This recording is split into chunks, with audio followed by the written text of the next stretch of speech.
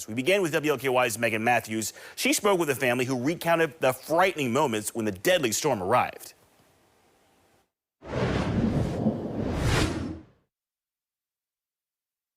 Complete devastation, with many family members coming outside to nothing.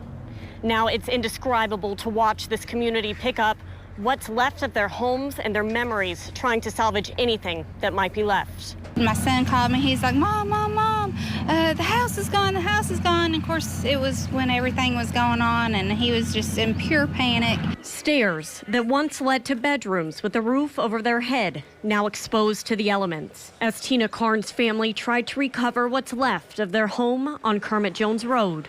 I've lived here for 24 years. I've raised my 3 children in this house. This is my memories. You know, this is,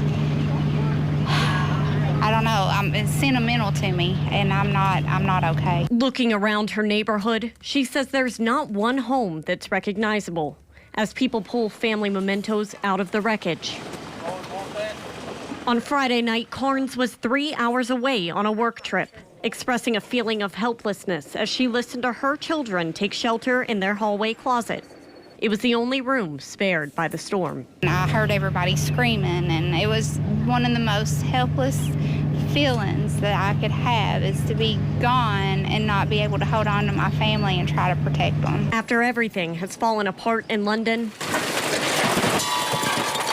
total devastation. I've never seen anything like this in person, and the first thing, I just started crying. I mean, it's devastation beyond what I've ever recognized before. I feel good at the heart trying to be able to help, that I'm able to help. The community now coming together to rebuild in a time that feels hopeless. I thank God every day we had that closet, and they're here with me. I know these are replaceable, but I've got my family. I could have easily lost my family. In Laurel County, Megan Matthews, WLKY News.